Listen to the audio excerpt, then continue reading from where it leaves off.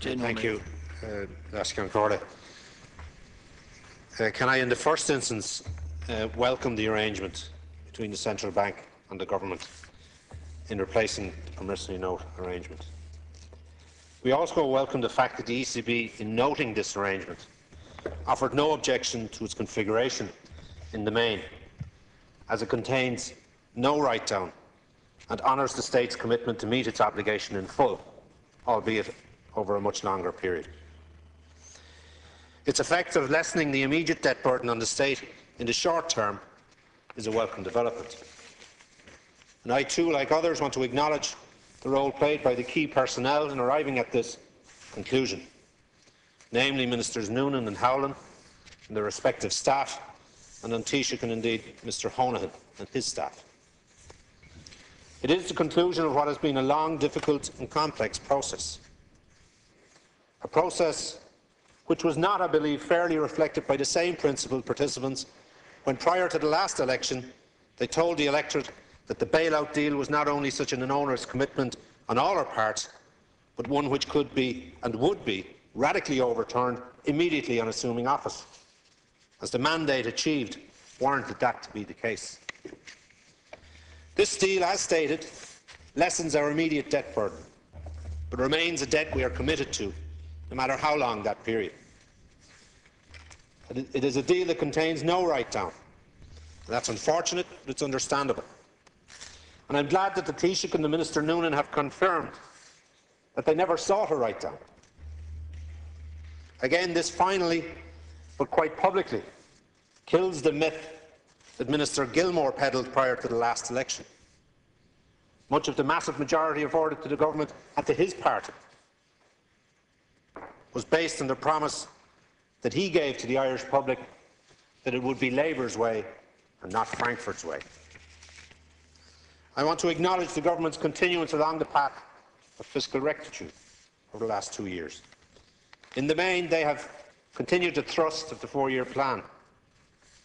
The fact that they have deviated from some memorandums and the fact that they have blamed other memorandums when making choices and decisions only confirms that in their efforts to cling to the vague election commitments of not increasing taxes and of not reducing social welfare rates, they have allowed themselves to blatantly dishonour, and blatantly renege and blatantly carry U-turns in areas such as education, such as tuition fees, with the property tax and in child benefit and the abolition of the PRSI allowance.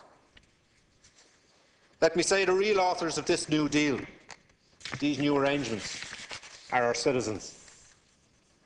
They have patiently borne the brunt of the reduction in earnings, loss of jobs, reduction in services and loss of facilities and lack of infrastructure and investment, and much indeed decimation of morale. They had bought into the government's commitment when assuming office that it would immediately overhaul the promissory note deal, the retrospective reimbursement of capitalisation of banks, that there would be jobs budgets, jobs initiatives, special meetings and jobs, new era with 100,000 jobs. Banks would be forced to lend to small, medium and medium businesses. Upward rent reviews would be abolished. There will be an overhauling of the commercial rate system. These are just to name a few. And when a member of the present government was asked as to why they had engaged in such electioneering to an electorate which, let's face it, was in need of realistic guidance and assurance that the path to recovery, the path to even stabilisation, let alone growth, would be slow and painful, his answer was, "Sure, isn't that what you do in elections?" And he said this morning in response to Fianna Fáil's lead in recent opinion polls, he was alarmed by the electorate's capacity to return such figures.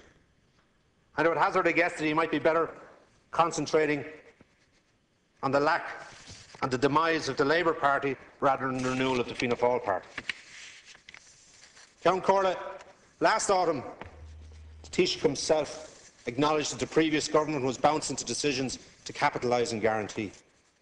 He finally gave some insight into the reason why he and Fine Gael supported this policy, yet ridiculed it every time he was asked as to the progress in relation to its replacement or restructuring.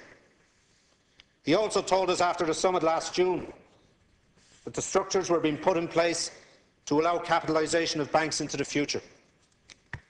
He said it had been acknowledged that Ireland was a special case. He acknowledged our actions previously by that government. It had staved off contagion and secured the euro's survival.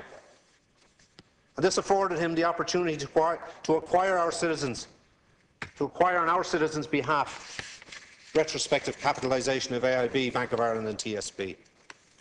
This remains outstanding, and I expect this government to agree this on our behalf. As Count Corley, I would urge caution on the part of the government parties in seeking to oversell this deal. I would urge caution on the part of government parties who feel they are somehow entitled to be achieving majority support in opinion polls. Because that may be the case if it were such that this deal could deliver in a manner that there would suddenly kids wouldn't be hungry going to school in the morning. That wouldn't be the case if pupil-teacher ratios were to go back up tomorrow, or that rural schools would reopen, or that career guidance hours would be given back, or that third-level fees would come down again, or that children's allowance would be increased, or that home help hours would be reinstated, or that property tax, it'll still go ahead regardless. And banks, unfortunately, won't suddenly lend to struggling or small businesses. And banks will probably still exercise their veto on deals with distressed mortgage holders. But I will admit, and I will acknowledge, that a better foundation now exists by which progress can be made. 1 billion more than was perceived to be available will be available. Choices and decisions will again be sought and made by government, and I expect that they will learn from their mistakes in the past.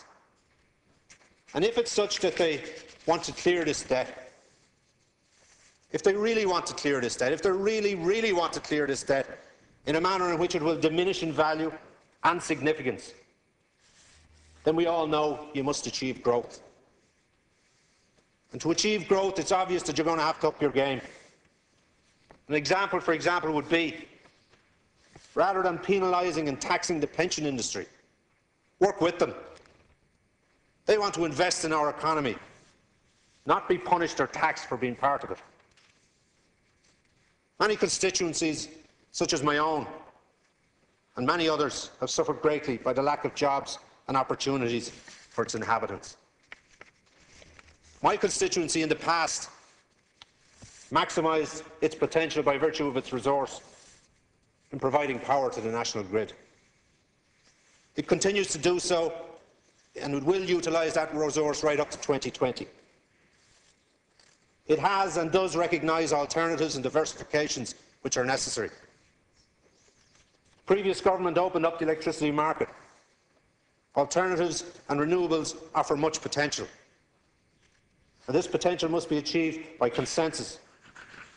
But if I look at one such opportunity in my own constituency in Lumcloon, which has sought to take advantage of this, where local innovators sought permission for wind energy backup power plants, sought permission and got it, sought a licence from the regulator and got it, sought connection to the national grid and got it, sought a pricing policy for that development from the department 11 months ago and didn't get it. 500 jobs waiting, investment secured, but no ministerial leadership to move it on. This is a blatant example that the government is, as usual, high on spin, high on rhetoric, but low on action in the jobs area. The promissory note deal affords the government another chance. It's at another crossroads to start from a new, sound financial base, and it's maybe then that you might be judged to have matched your actions or matched your rhetoric with actions. Because, as I've said, the talk and the rhetoric in relation to jobs heretofore, in the absence of that deal, has been nothing but a puff of wind. And I would hope, based on this promissory note having been achieved, and as I said earlier, we acknowledge the effort that has been made in achieving it. We acknowledge that you eventually found it was a lot harder than you perceived before the last election. We acknowledge It took you 2 years to put it together when you said it would take less than 2 months. But having said that, I know there is the basis by which you can create investment, the right sort of investment that will create jobs now into the future. And you have no excuse to offer this country from here on out. And you'll be judged and adjudicated on your success come the time the electorate is asked to do so.